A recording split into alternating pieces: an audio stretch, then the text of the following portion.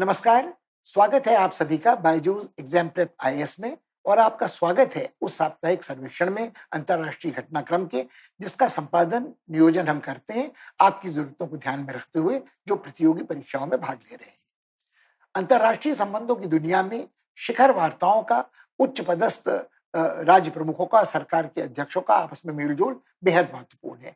इसका एक कारण तो ये है कि जब दो बड़े नेता आपस में मिलते हैं साक्षात, तो उनको पता चलता है कि वो एक दूसरे का मूल्यांकन कर सकते हैं। उनको लगता है उनकी किस गर्मजोशी से उनका स्वागत किया जा रहा है, उसमें कितना वास्तविक है, कितना रस्म-अदायगी और दिखावा है, जिसे अंग्रेजी में शारीरिक भाषा, बॉडी लैंग्वेज कहते हैं या पर्सनल केमिस्ट्री कहते हैं, व्यक्तिगत रसायन शास्त्र।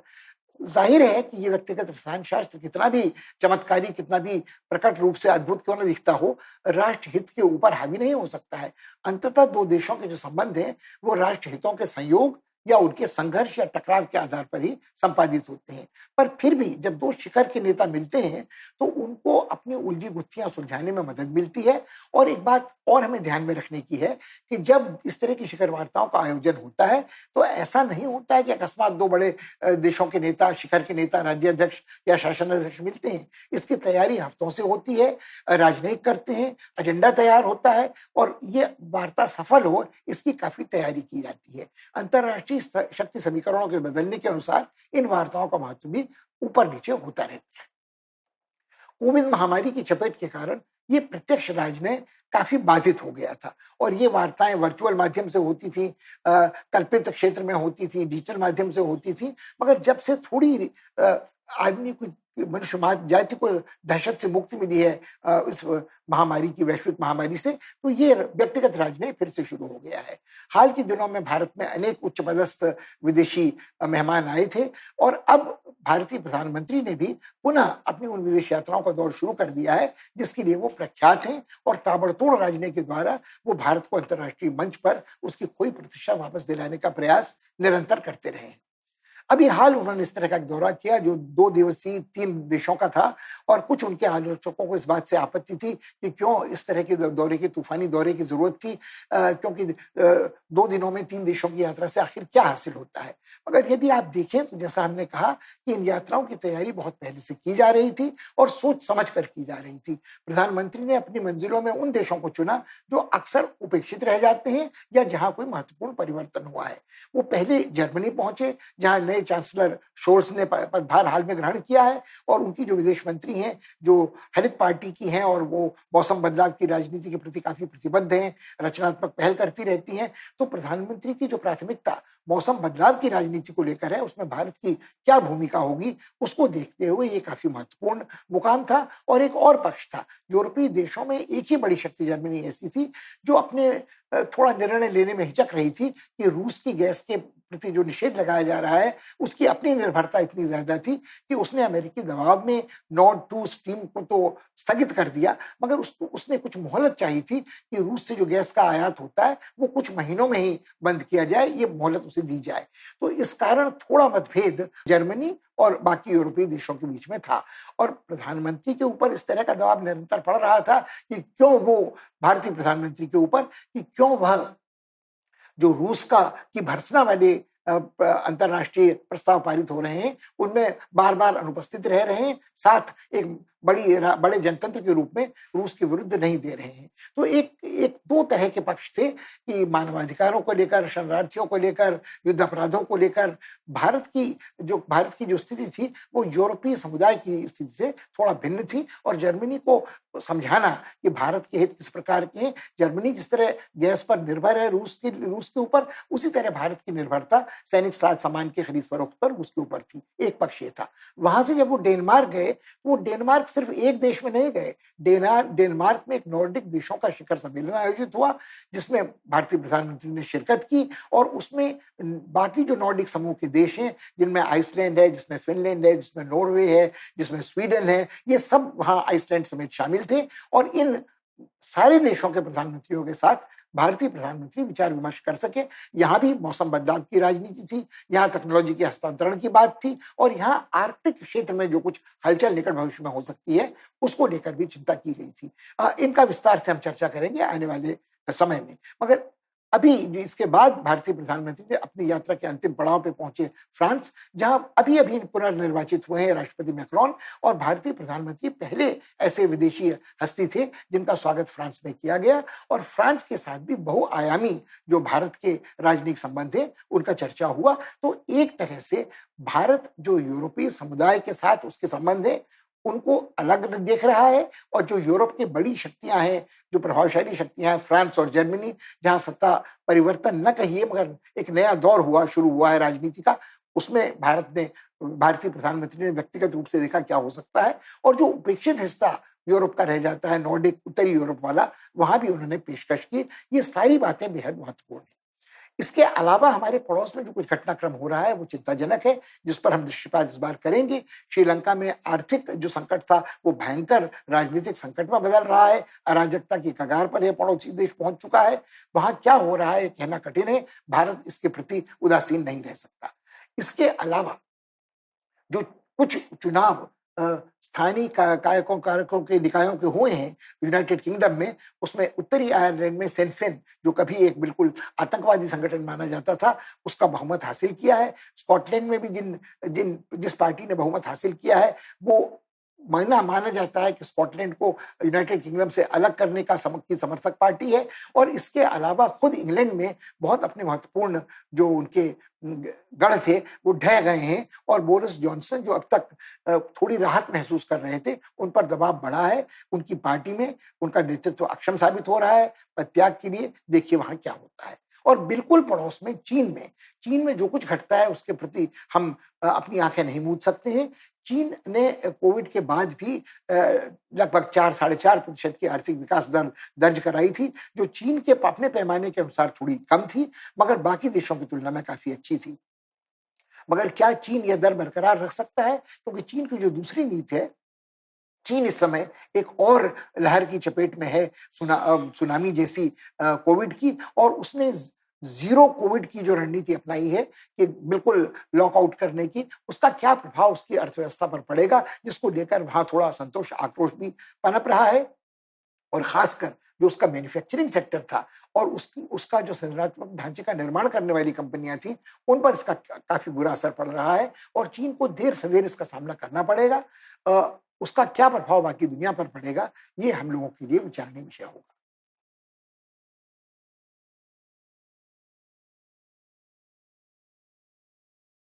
भारतीय प्रधानमंत्री मोदी की यूरोप यात्रा कई मामलों में विशेष महत्व रखती है। भले ही ये सिर्फ 2 दिनों की यात्रा थी, कहने को 3 देशों की यात्रा थी, मगर इसने एक पूरा परिप्रेक्ष्य भारतीय विदेश नीति के लिए दोबारा स्पष्ट किया है कि यूक्रेन में रूस के आक्रमण के बाद, जिसे वो स्पेशल मिलिट्री ऑपरेशन कहता है, मगर वो एक तरह से अघोषित युद्ध है, यूरोप कितना बदला है। और इसके बाद यूरोप के जो कुछ महत्वपूर्ण देश हैं, जैसे फ्रांस है, जहां मैक्रोन का पुनर्निर्वाचन हुआ है, जर्मनी है, जहां शोल्ज ने नए चांसलर के रूप में सत्ता ग्रहण की है, और जो नॉर्डिक देश हैं, जहां जो अक्सर उपेक्षित, अनदेखे रह जाते हैं, वहां क्या कुछ घटनाक्रम में परिवर्तन हो रहा है, और भारत के राष्ट्रहितों को ये सारी चीजें यूरोप में कैसे प्रभावित करती हैं। इस संदर्भ में 2 बातें शुरू में ही स्पष्ट करना महत्वपूर्ण है। वो पहले पहल भारतीय प्रधानमंत्री पहुंचे जर्मनी। जर्मनी में उनके जाने के 2 सबब थे कि एक तो जर्मनी के जो नए नेतागण हैं, वो रूस के बारे में यूरोपीय समुदाय के अन्य देशों से थोड़ी फर्क राय रखते हैं। उनकी निर्भरता रूसी गैस पर कहीं ज़्यादा है अन्य देशों की तुलना में, और उनका हमेशा ये कहना रहा है कि जहाँ तक कोयले पर निषेध लगाए जा रहे हैं, उसको वो स्वीकार करते हैं। मगर जब गैस को रोकने की बात की जाती है, तो उन्होंने मन मार कर, काफ़ी कमर कस कर नोट 2 को तो स्थगित कर दिया, मगर वो अभी मोहलत चाहते हैं कुछ महीने तक कि रूस से आने वाले गैस पर एकदम निषेध न लगाया जाए। तो भारतीय प्रधानमंत्री जर्मनी में ये समझाना चाहते थे कि जिस तरह जर्मनी की निर्भरता रूस के गैस पर है, उसी तरह अपनी सैनिक सुरक्षा के लिए, सामरिक सुरक्षा के लिए भारत रूसी सैनिक साज सामान की खरीद पर निर्भर है, और उसे भी अभी कुछ मोहलत चाहिए, कुछ समय चाहिए कि वो और विकल्प अन्यत्र ढूंढ सके। और खासकर जो रूस के साथ भारत के घनिष्ठ मैत्रीपूर्ण संबंध रहे हैं आजादी से आज तक, उनको देखते हुए भारत इस यूरोपीय युद्ध में एक तटस्थ दर्शक की भूमिका ही, मध्यस्थ की भूमिका रख सकता है। और वो ये नहीं चाहता है कि उसे अनावश्यक रूप से इस यूरोपीय संघर्ष में घसीटा जाए। जो समस्या है वो ये है कि ये मतभेद आने वाले दिनों में निरंतर चलने वाला है, क्योंकि भारत के लिए एक जो तनी रस्सी पर संतुलित राजनय करना है, वो एक तरह का नट की तरह की कलाबाजी है। वो न तो रूस की भर्त्सना कर सकता है और न वह रूस का जो कुछ अ, आक्रमण जो यूक्रेन के आक्रमण के दौरान मानवाधिकारों का हनन हो रहा है, निरीह नागरिकों की जानें जा रही हैं, उनका मुंह गंवा रह सकता है। तो उसने ये बात स्पष्ट कर दी है कि वो शांति के पक्ष में है, वो यूक्रेन की जनता के पक्ष में है। उसने रूस की सरकार का नाम लिए बिना कई बार ये बात स्पष्ट कर दी है कि जो कुछ यूक्रेन में हो रहा है उसका समर्थन वो नहीं करता है। वो चाहता है अंतर्राष्ट्रीय राजनय से वहां शांतिपूर्ण समस्या का समाधान हो सके। मगर चूंकि शांतिपूर्ण समाधान होता नजर नहीं आ रहा है, युद्ध अभी लंबा खींचता नजर आ रहा है, तो लगता है कि भारत के लिए ये स्थिति असमंजस वाली बनी रहेगी। यूरोप की नीतियां उससे फर्क होंगी, अमेरिकी की नीतियां उससे फर्क होंगी, उस पर यह दबाव बना रहेगा, तो वो अपनी स्थिति को समझा कर सकता है दूसरों को। तो इसी का उदाहरण हमें देखने को मिला था जब जर्मनी के बाद भारतीय प्रधानमंत्री नॉर्डिक देशों की यात्रा में डेनमार्क पहुंचे। मगर उस यात्रा का जिक्र करने के पहले शायद एक चीज का उल्लेख करना और जरूरी है कि स्वयं जर्मनी में एक तरह की असहिष्णुता के दर्शन हाल के दिनों में होने लगे हैं। एंगेला मार्केल के कार्यकाल में शरणार्थियों का स्वागत किया जाता था, जिसके कारण उनका मतभेद अपने अन्य यूरोपीय समुदाय के देशों के साथ होता था। मगर उस उनके जाते जाते शरणार्थियों को लेकर एक सरदर्द, एक संकट जर्मनी की आम जनता के मन में घर करने लगा था। कहीं ना कहीं उसका विस्फोट इस्लाम द्वेष के रूप में होता था, कहीं ना कहीं उसका विस्फोट नव नाजी नस्लवाद के रूप में होता था। और इन घटनाओं को रोकने के लिए कटिबद्ध फ्रांस को भी होना पड़ा है और जर्मनी को भी होना पड़ा है।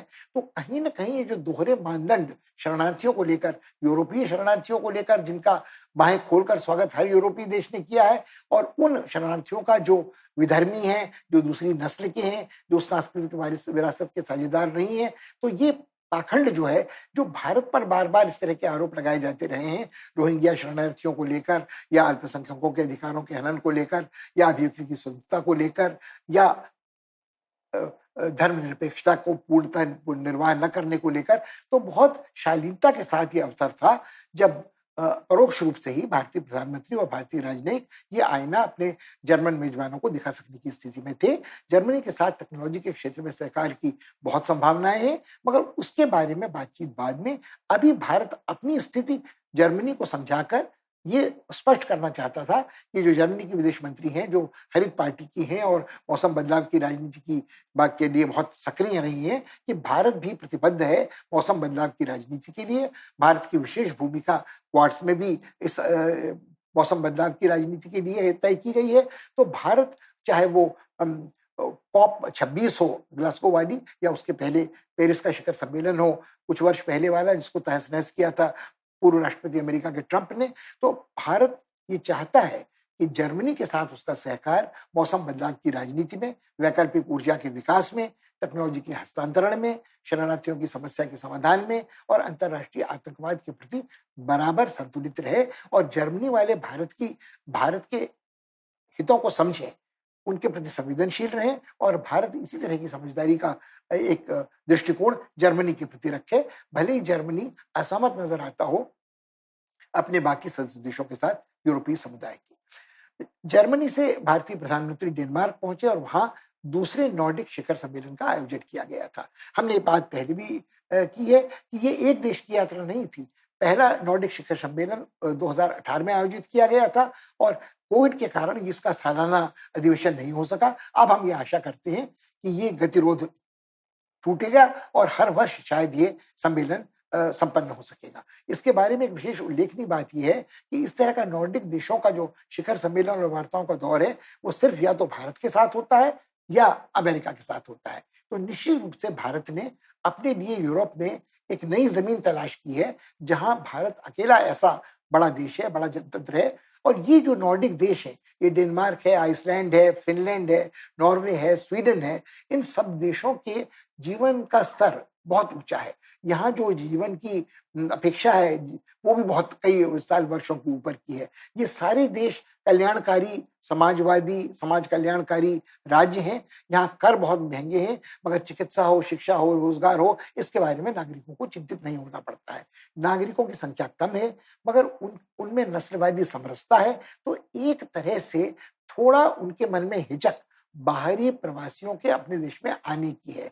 भले ही वो वहाँ कट्टरपंथी धर्म उस तरह का जिस तरह का दोबारा आपको देखने को रूस में या कहिए हंगरी में या पोलैंड में देखने को मिलता है, वैसा नहीं है। मगर कहीं न कहीं उनके मन में थोड़ी असमंजस, थोड़ी असहजता विदेशी नागरिकों को लेकर है, जिनकी नस्ल फ़र्क होती है, जिनकी भाषा फ़र्क होती है, क्योंकि उन्हें लगता है कि इनके साथ समरस जीवन व्यतीत नहीं किया जा सकता है। स्वीडन आदि में कुछ बहुत दुखद घटनाएँ कुरान शरीफ को जलाने की हुई हैं, इस्लाम द्वेषी आतंकवादियों ने कुछ बाहरी शरणार्थियों पर आक्रमण भी किए हैं, मगर इनके खिलाफ यहाँ की सरकारों ने तत्काल सख्ती से दमन किया है। मगर ये मुख्य विषय भारतीय प्रधानमंत्री का नहीं था।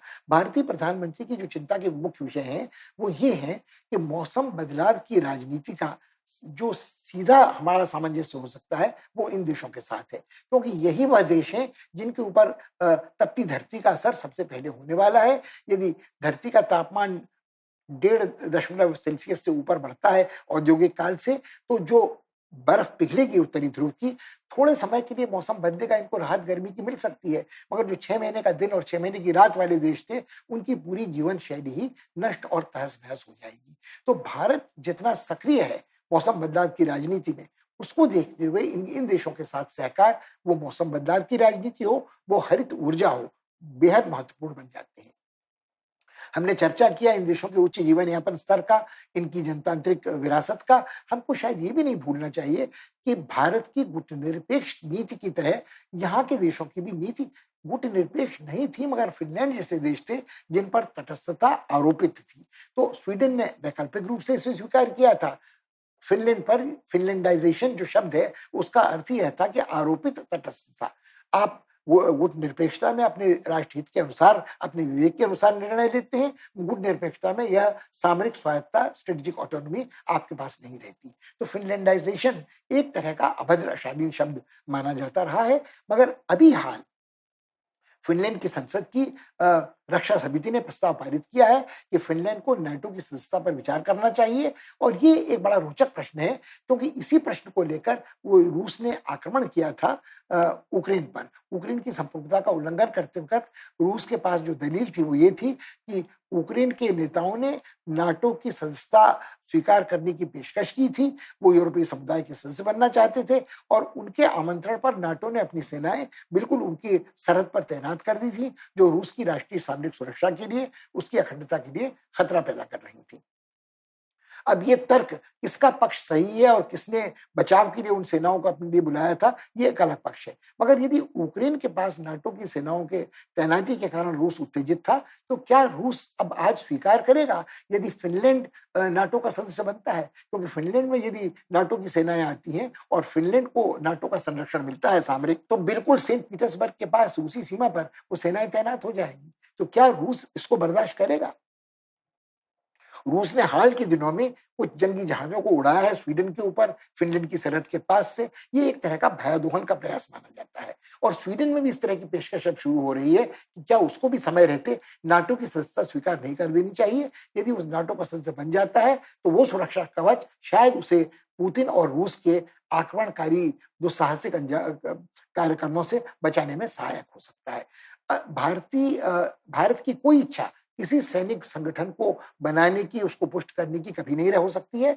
मगर भारतीय प्रधानमंत्री के लिए समझदारी का काम था कि वो उन देशों की यात्रा कर न केवल मौसम बदलाव की राजनीति के बारे में संवाद को आगे बढ़ाएं, बल्कि इसको भी पहले पहल अपनी आंखों से देख लें कि इस भूभाग में सामरिक संवेदनशीलता कितनी तेजी से बदल रही है और उसका क्या प्रभाव भारत पर पड़ सकता है।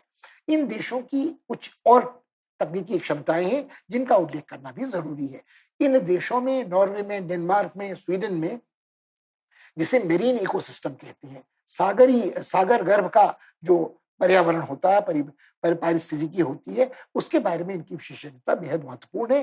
जिसे ब्लू इकोनॉमी कहते हैं कि सागर पर आधारित अर्थव्यवस्था उस पर इनकी जीविका ही पूरी उस पर आधारित है।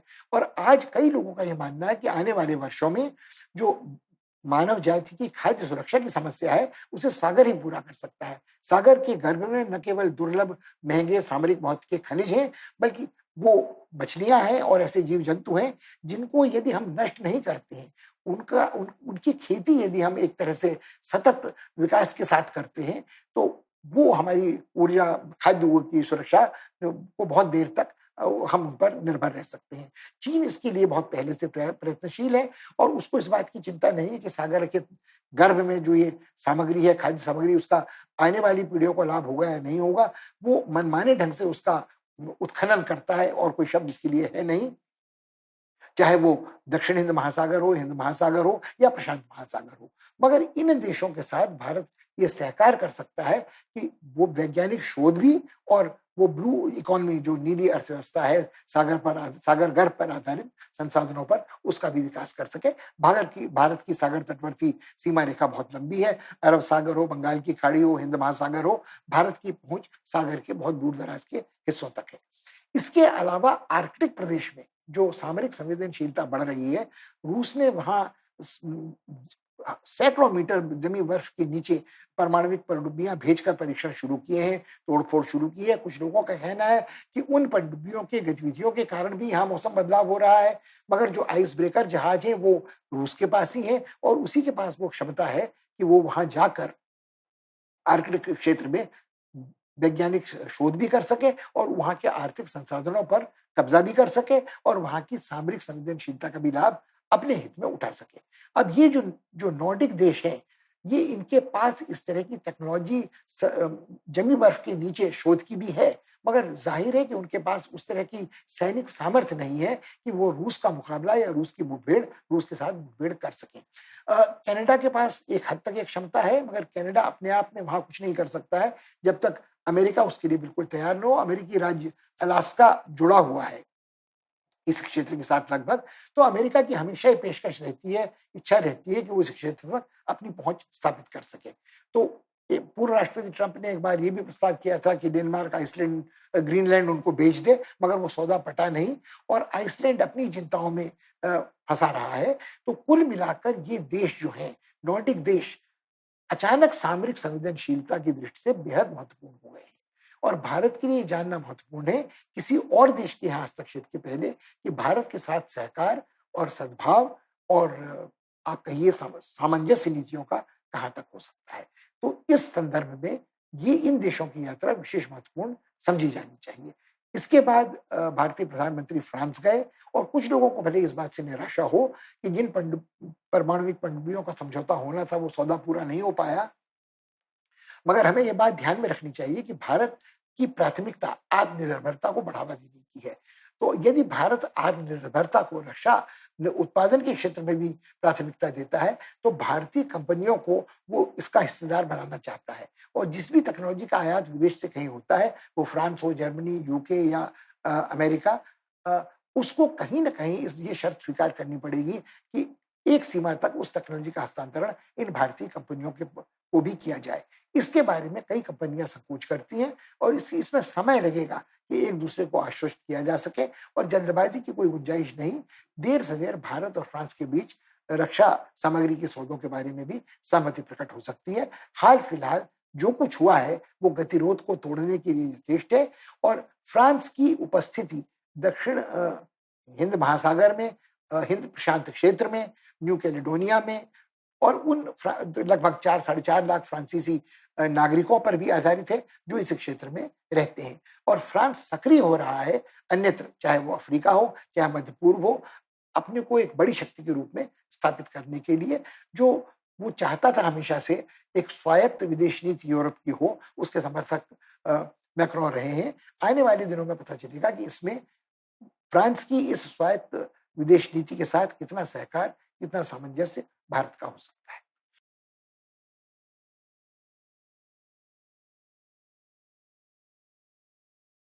भारतीय प्रधानमंत्री अपनी यूरोप की यात्रा से घर लौटे ही थे कि एक नया संकट पड़ोस में विकट रूप धारण करने लगा।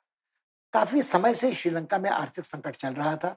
संकट विदेशी मुद्रा का था, घनघोर था। वहाँ की अर्थव्यवस्था बिल्कुल पूरी तरह से तहस-नहस हो चुकी थी।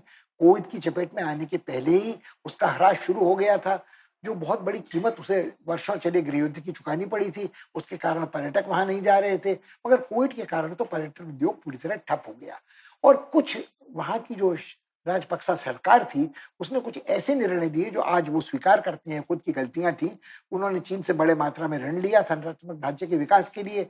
वो संरचनात्मक ढांचे का विकास प्रत्याशित रूप से हो नहीं सका, और जो जो उन्होंने पहल की, वो जैविक खेती की हो, वो सारी की सारी असफल सिद्ध हुई, और श्रीलंका के आम नागरिक खाने-पीने की चीज़ों के लिए मोहताज हो गए।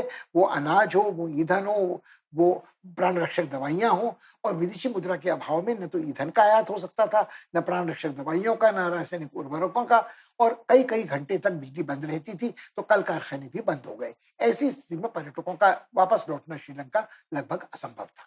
इस सब के लिए श्रीलंका की जनता राजपक्सा सरकार को, 2 राजपक्सा भाइयों को, उसके परिवार के अन्य जो मंत्री थे, उनको जिम्मेदार ठहराती थी।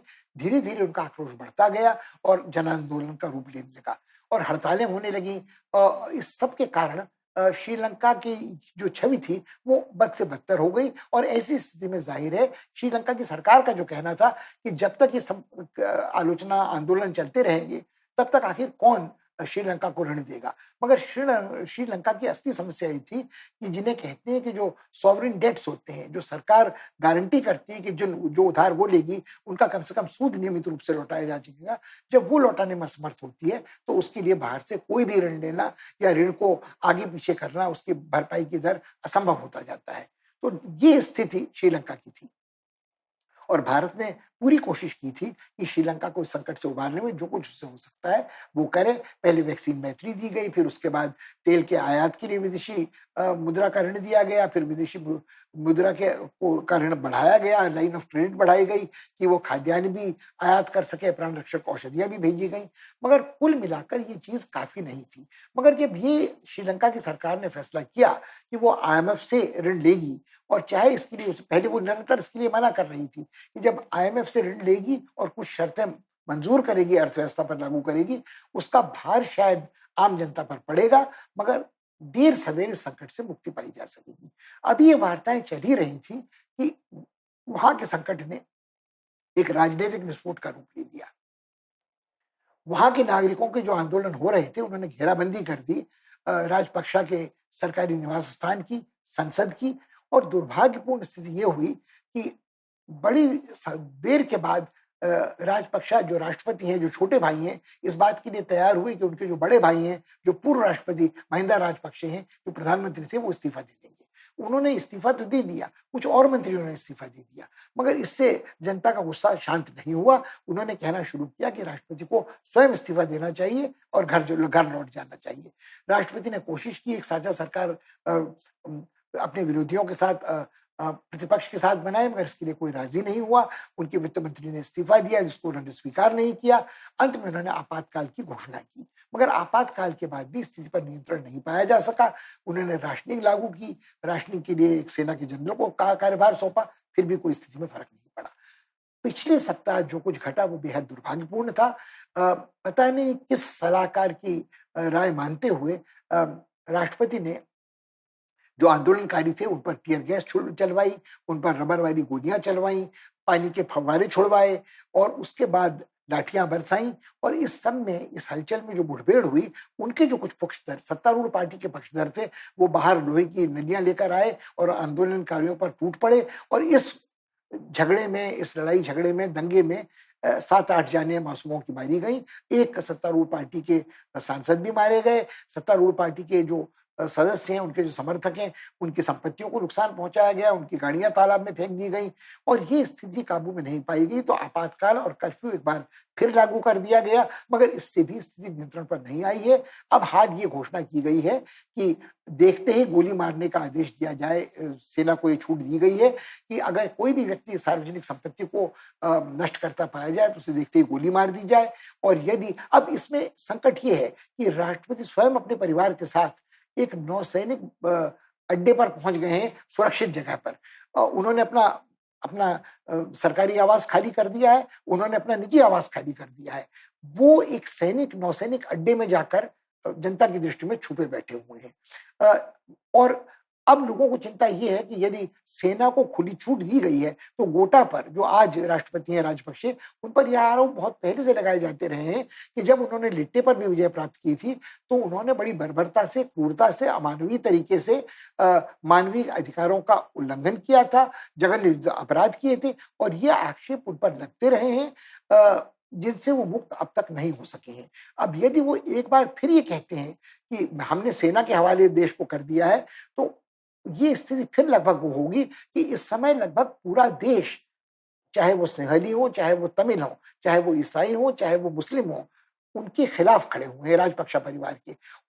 श्रीलंका की जनता का मानना है कि श्रीलंका के सारे कष्टों के लिए राजपक्षा परिवार और उसका भ्रष्टाचार और उसकी कुर्बा परस्ती ही जिम्मेदार है और चीन के प्रति जो कुछ उनका पक्षधरता थी, चीन के साथ जो उन्होंने अपनी जमीन पट्टे पे गिरवी रखी है, उसी के कारण आज ये सब दुर्दिन देखने को श्रीलंका को मिल रहे हैं।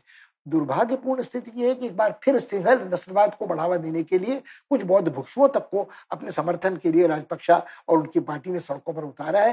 कुछ बौद्ध भिक्षु जो चीर वस्त्र गेरुए पहने वो घायल भी हुए हैं, मगर आज ऐसा नहीं लगता है कि अब स्थिति इस सरकार के द्वारा नियंत्रण में आ सकती है। भारत के लिए एक बहुत कठिन चुनौती है। भारत बिल्कुल भी ये नहीं चाहता कि श्रीलंका में अस्थिरता या अराजकता बढ़े। वो किसी भी हालत में जो कुछ सरकार कर रही है उसका समर्थन नहीं कर सकता है। मगर इसीलिए बहुत संयत एक बयान भारत के विदेश मंत्रालय ने दिया है कि भारत की सरकार श्रीलंका की जनता के साथ है और श्रीलंका की जनता के कष्ट निवारण के लिए जो कुछ संभव होगा अपने मित्र देश के रूप में करेगी। मगर ये कल्पना करना कठिन है कि भारत क्या श्रीलंका में एक सैनिक तानाशाही जैसी स्थिति के चलते कोई मानवीय सहायता भी श्रीलंका तक पहुंचा सकता है।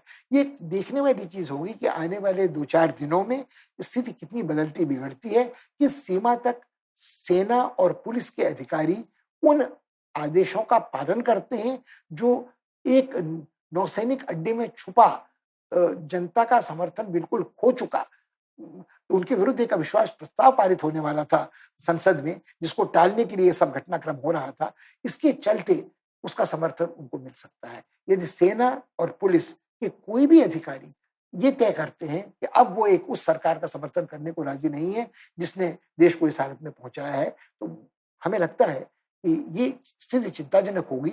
मगर देर सवेर राजपक्षा परिवार को और उनकी पार्टी को जो लंबे समय से काबिज रहे हैं श्रीलंका की राजनीति पर, हाशिए पर जाना होगा और वहां जो भी स्थिति होगी वो दुर्भाग्य है पूर्ण होगी, कष्टप्रद होगी, श्रीलंका की जनता के लिए अस्थिरता होगी और वो भारत के हित में नहीं है। अतः भारत जितनी जल्दी हो चाहता है कि वहां एक स्थिति सामान्य होने लगे और भारत जो कुछ सहायता वहां देना चाहता है, पहुंचाना चाहता है, उसे पहुंचा सके और चाहे वहां पर्यटक उद्योग का वहां दोबारा सक्रिय होना हो या भारत से उच्च निर्यात, वहां की सामग्री का निर्यात भारत आना हो, विदेशी मुद्रा का अर्जन श्रीलंका को करना हो, ये सब बातें तब तक असंभव है जब तक एक बिल्कुल ही नाकाम और ऐसी सरकार जिसने जन समर्थन खो दिया हो हट कर बनी रहती है और सिर्फ सैनिक साधनों से अपना कवच बनाकर ये सोचना बड़ा कठिन है कि वापस अब राजपक्षा परिवार कभी सत्ता में उस स्थिति में आ सकता है।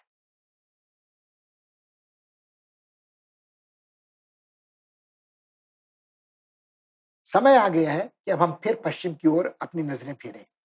अभी हाल यूनाइटेड किंगडम में, यानी जिसे हम ग्रेट ब्रिटेन भी कहते हैं, स्थानीय निकायों के चुनाव हुए और इन स्थानीय निकायों के चुनाव में जो नतीजे सामने आए हैं वो नाटकीय हैं।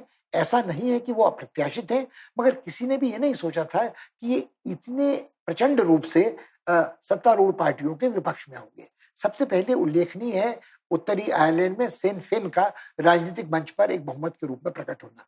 ये सेन फेन वो राजनीतिक धड़ा है जो आईआरए यानी आयरिश रिपब्लिकन आर्मी का राजनीतिक हिस्सा पक्ष है और आयरिश रिपब्लिकन आर्मी एक बहुत ही डरावना आतंकवादी संगठन माना जाता था जिसके कारनामों ने लॉर्ड लुई माउंटबेटन की हत्या की थी और दशकों तक ऐसा खून खराबा उत्तरी आयरलैंड में होता रहा था जिसको देखते हुए लगता था कि ये जो आयरिश रिपब्लिकन आर्मी है या सेनफिन है, सेनफिन के जो नेता थे वो बिल्कुल नहीं चाहते थे ब्रिटेन के साथ रहना। उनका मानना था कि जो भी नस्लवादी हिंसा, जो भी सांप्रदायिक हिंसा उत्तरी आयरलैंड के प्रोटेस्टेंटों और वहाँ रहने वाले रोमन कैथलिक्स के बीच में हुई है, वो उनका अपना आंतरिक मामला है। ब्रिटेन ने ही उनका उपनिवेश की तरह एक शोषण किया है और सारे इन कष्टों के लिए ब्रिटेन ही जिम्मेदार है। मगर आज इतने वर्ष बीतने के बाद ये लगता है कि उत्तरी आयरलैंड फिर एकीकरण चाहता है आयरिश गणराज्य के साथ। ब्रिटेन के साथ रहने की उसकी इच्छा नहीं है। तत्काल ये अलगाववाद वहाँ भाई भले ही सफल न हो सके, मगर ब्रिटेन के लिए आने वाले दिनों में कठिन होता जाएगा उत्तरी आयरलैंड को अपने साथ बनाए रखना। इसकी झगड़े की एक और जड़ है जो ब्रेक्सिट के बाद आयरिश बैकस्टॉप वाली है। तब ब्रेक्सिट को तत्काल अंजाम देने के लिए बोरिस जॉनसन ने सारे झूठे सत्य वायदे किए थे कि मैं सब कुछ संभव कर दिखाऊंगा, और उनका ये कहना था कि एक आयरिश बैकस्टॉप होगा जो समुद्र में बनेगा, जो वहां से जो कस्टम की चौकियां आदि होंगी वो होंगी, और एक बार वहां से परीक्षण के बाद जो सामग्री आयरलैंड में पहुंचेगी वो बिल्कुल निरापद होगी, उससे कोई जोखिम ब्रिटेन को नहीं होगा। मगर ये कार्यक्रम पूरी तरह से संपन्न नहीं हो पाया। उसके अनेक कारण हैं, क्योंकि बोरिस जॉनसन जो है वो एक संकट से दूसरे संकट तक, एक घपले घोटाले से दूसरे घोटाले तक किसी न किसी तरह से बचते रहे हैं। कभी वो संसद को धोखे में रखते हैं, संसद के साथ उनके सत्य के बारे में कंजूसी बरतते हैं, कभी जो महारानी एलिजाबेथ है उनको गलत राय देते हैं, कभी वो पार्टी गेट में मस्त हो जाते हैं। आज वहाँ की मेट्रोपॉलिटन पुलिस ने उन पर जुर्माने लगाए हुए हैं। उनकी सरकार के सदस्य संसद में बैठकर अश्लील चित्र देख रहे होते हैं। ये सारी बातों को देखते हुए उनकी इतनी बदनामी हो चुकी है, उनके बारे में कहा जाता है कि वो बिल्कुल भी उनकी दिलचस्पी नेतृत्व प्रदान करने में नहीं है, बल्कि वो अच्छा जीवन यापन करना चाहते हैं, भोग विलासी, और वही उनके प्रधानमंत्री पद की सबसे बड़ी महत्वाकांक्षा थी जो पूरी हो रही है। मगर इसका दुष्प्रभाव आज ब्रिटेन की राजनीति में देखने को मिल रहा है, यूनाइटेड किंगडम की राजनीति में देखने को मिल रहा है। आयरलैंड इसका प्रत्यक्ष उदाहरण है। लगभग ऐसा ही कुछ देखने को स्कॉटलैंड में भी मिल रहा है। वहां भले ही उतना स्पष्ट बहुमत उस पार्टी को नहीं मिला है जो अलग होना चाहती है, और अभी हाल ही जो जनमत संग्रह कुछ वर्ष पहले हुआ था, उसमें जनता ने बहुमत ने यह दर्शाया था कि वो हाल फिलहाल ब्रिटेन के साथ रहना चाहती है। मगर तब से अब तक स्थिति बहुत बदल चुकी है। न केवल ब्रिटेन की हस्ती में परिवर्तन हुआ है, ब्रेक्सिट के बाद उसकी आर्थिक दुर्दशा हुई है, कोविड का जिस तरह से कोविड संबंधी नीतियां लागू की गई हैं इंग्लैंड में, ब्रिटेन में, यूनाइटेड किंगडम में, उससे लोगों को आपत्ति रही हुई है, और खासकर बोरिस जॉनसन के मसखरे के रूप में प्रधानमंत्री का जो आचरण है उसने कई लोगों को परेशान किया है। उनकी किसी नीति निर्धारण में कोई रचनात्मक पहल कभी देखने को नहीं आती है, और उनके जो साथ के लोग हैं, चाहे वो ऋषि सुनाक हो या प्रीति पटेल हो, उनके वित्त मंत्री हो या उनकी गृह मंत्री हो, उन सबकी नीतियां भी कहीं न कहीं ऐसी नीतियां नजर आती हैं जो आम जनता के हित में नहीं है, जो अमीर वर्ग के हित में है, और कहीं न कहीं उन पर यह आक्षेप भी लगता रहा है कि उन्होंने जितना पैसा ग्रहण किया है भ्रष्ट रूसी ओलिगार्क से, उसके कारण वो रूस की भर्त्सना करने में भी बहुत आगे नहीं आ रहे। कह कुछ सकते हैं, मगर वस्तुतः वास्तविक नीतियों में वो अंकुश लगाने का कोई प्रयास नहीं कर रहे हैं। यदि इन सब बातों को आप ध्यान में रखें, तो इसका निष्कर्ष ये निकालिए कि जल्दबाजी नहीं की जानी चाहिए कि आयरलैंड तत्काल ब्रिटेन से अलग हो जाएगा या स्कॉटलैंड अलग होने के लिए तिलमिला रहा है। मगर ये असंतोष और आक्रोश जो बचा रहेगा, उसके कारण ब्रिटेन की नेतृत्व के ऊपर जो सवालिया निशान लग रहे हैं, उनको देखते हुए भारत के लिए ये सोचना गंभीर चिंता का विषय होगा कि किस हद तक वो ब्रिटेन के साथ अपने संबंधों को और सामरिक विशेषता के साथ संपादित करेगा। जब ब्रेक्सिट हुआ था तब भारत को लगा था कि भारत ब्रिटेन के साथ कुछ ऐसे नए सौदे कर सकता है, या उन संबंधों का विस्तार कर सकता है, व्यापार का, टेक्नोलॉजी के हस्तांतरण का, जो तब तक संभव नहीं था जब तक ब्रिटेन यूरोपीय समुदाय का सदस्य था, और जब अटलांटिक बिरादरी से हटकर आ रहा है। मगर ये सारी स्थितियां आज बदल चुकी हैं, क्योंकि ऑकुस में एक बार अमेरिका ने फिर गले लगा लिया है यूनाइटेड किंगडम को, और भारत के लिए वो ये कहना कठिन है कि अटलांटिक बिरादरी से हटकर ब्रिटेन कभी भी राष्ट्रकुल के सदस्य भारत को प्राथमिकता देगा या उसे तरजीह देगा। तो हमारे लिए शायद पुनर्विचार का विषय ब्रिटेन की राजनीति है। चाहे कुछ भी आने वाले दिनों में हो, कुछ भी भविष्य वहां की कंजर्वेटिव पार्टी का हो, लेबर पार्टी नेतृत्व में आ सके या ना आ सके, ये स्थिति यूनाइटेड किंगडम की अर्थव्यवस्था के लिए चिंताजनक रहेगी और वहां भी एक तरह का असमंजस बना रहेगा राजनीतिक जीवन में और खासकर उन अ, घटकों को लेकर जिनको लेकर यूनाइटेड किंगडम होता है, वो उत्तरी आयरलैंड हो या स्कॉटलैंड हो। इसकी उनको अपने साथ रखने की जो कीमत ब्रिटेन को चुकानी पड़ेगी, उससे हमारा कोई लेना-देना नहीं, मगर शायद हमारे लिए आयरलैंड के साथ अपने संबंधों को स्वायत्त रूप से विकसित करना अर्थवान होगा।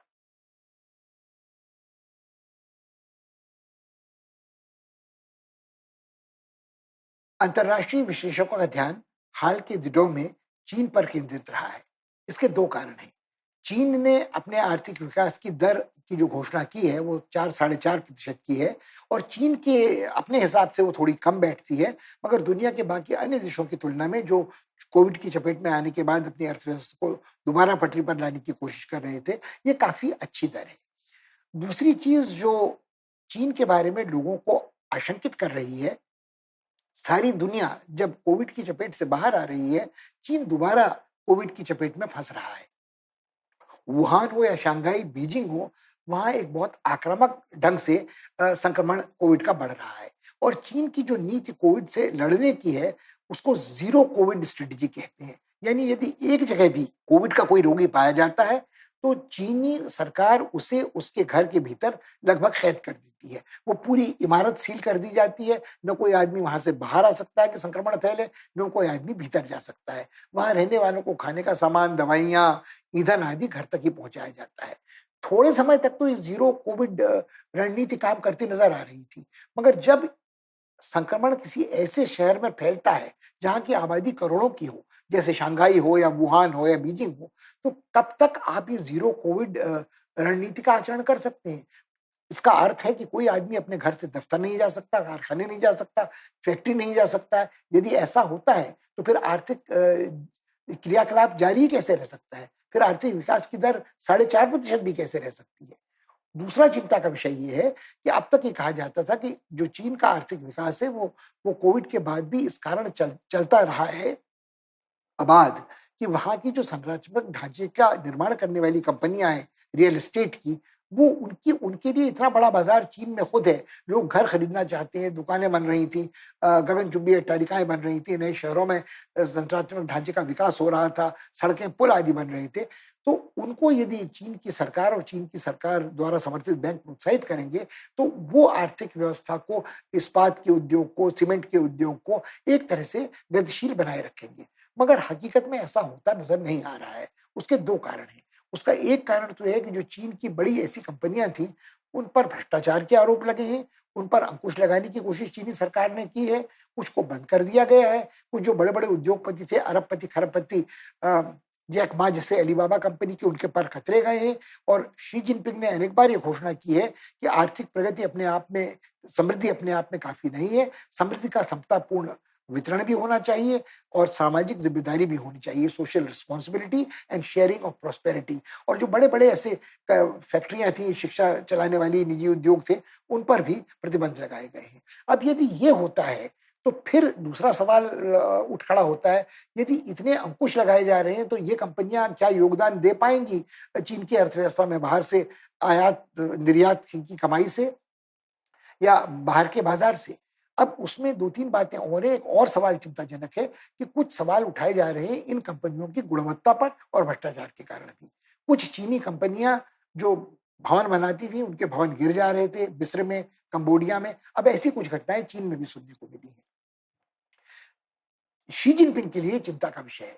ये वह साल है जब इस साल पार्टी कांग्रेस उनको अगले 5 साल के लिए नेता चुनेगी और उनकी मूर्ति का महिमा मंडन होगा, स्थापना होगी, उसमें प्राण प्रतिष्ठा होगी उस भवन में, जिसमें माओ और देंग ज़ाओपिंग की मूर्तियाँ अब तक रखी जाती रही हैं। उनके लिए बेहद महत्वपूर्ण है कि तब तक चीन की छवि कम से कम घर में, चीन में बिल्कुल निरापद रहे। मगर ये चीज़ बिल्कुल निरापद तभी तक रखी जा सकती है, जब तक आर्थिक विकास कम से कम 4% हो या ना हो, रुके नहीं, वो आंकड़ा वास्तव में विकास का हो और कहीं न कहीं कोविड की महामारी पर अंकुश लगाया जा सका हो, नियंत्रण पाया जा सका हो। बार-बार यदि एशियाई खेलों को स्थगित करना पड़ता है या जो चीनी जनता है उसके आक्रोश को विस्फोटक होने से बचाना है, तो ये समस्या चीन के सामने रहेगी। भारत के लिए भी ये चिंता का विषय इसलिए है कि कोविड महामारी के बावजूद भारत का आर्थिक व्यापार चीन के साथ अंतर्राष्ट्रीय व्यापार बढ़ा है, उसका पैमाना बढ़ा है और भारत की अपनी आर्थिक प्रगति की दर को बरकरार रखने के लिए चीन से कुछ ज़रूरी चीज़ों का आयात ज़रूरी है। वो मोटर के कल पुर्जे हों, वो इंटरमीडिएट फार्मास्यूटिकल कुछ सामग्री हो जो दवाई औषधि निर्माण के लिए होती है। तो कहीं न कहीं उस टकराव के बावजूद जो हमारे और चीन के बीच सैनिक सामरिक टकराव है, हिमालय की सरहद पर, दक्षिणी चीनी सागर में, हिंद महासागर में, प्रशांत तट पर, कहीं न कहीं हमारा चीन के साथ सहकार का भी, इसे अंग्रेजी में लव हेट रिश्ता कहते हैं, वो जारी है और चीन की आर्थिक प्रगति के साथ कहीं न कहीं हमारी अपनी आर्थिक प्रगति की दर भी आने वाले कुछ समय तक निश्चित रूप से जुड़ी रहेगी।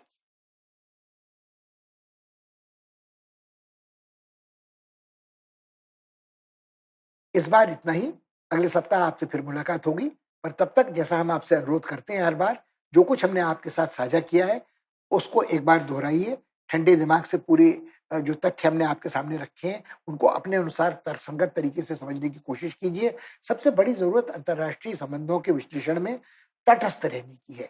भारत का हित हमारे लिए सर्वोपरि है, मगर भारत के हितों के संदर्भ में जो कुछ भी हम घटनाक्रम देखते हैं, उसका मूल्यांकन हम तर्कसंगत तरीके से करें, पक्षधर न हो किसी राजनीतिक दल के या किसी नेता के, ये बेहद महत्वपूर्ण है। जो कुछ घट रहा है यूरोप में, वो हमारे लिए महत्वपूर्ण है। सिर्फ इसलिए महत्वपूर्ण नहीं है कि प्रधानमंत्री ने 2 दिनों में 3 देशों की यात्रा की। इसलिए महत्वपूर्ण है कि नॉर्डिक देशों में की सामरिक संवेदनशीलता कितनी तेजी से बदल रही है।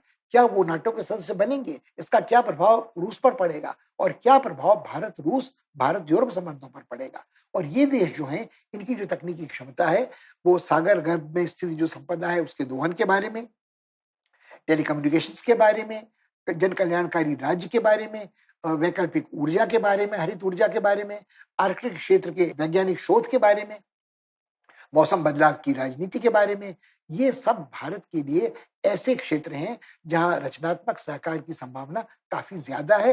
अब तक इन देशों की हम भारत उपेक्षा करता रहा है। पिछले 5-7 साल से इसका शुभारंभ हुआ है जब नॉर्डिक शिखर सम्मेलन का, जिसमें व्यवधान पड़ा था कोविड के कारण, उसको ध्यान में रखने की जरूरत है। फ्रांस और जर्मनी के साथ भारत के संबंध अलग से कैसे हैं और पूरे यूरोपीय परिप्रेक्ष्य में कैसे हैं, इसको देखते हुए हम चाहेंगे कि आप भारत-यूरोप के बारे में सोचें, सिर्फ 2 दिवसीय, 3 दिवसीय यात्रा के बारे में नहीं। फिर यदि आप चर्चा करते हैं तो आप देखते हैं पड़ोस में क्या कुछ घट रहा है। जो आर्थिक संकट श्रीलंका का था वो विकराल राजनीतिक संकट में बदल रहा है।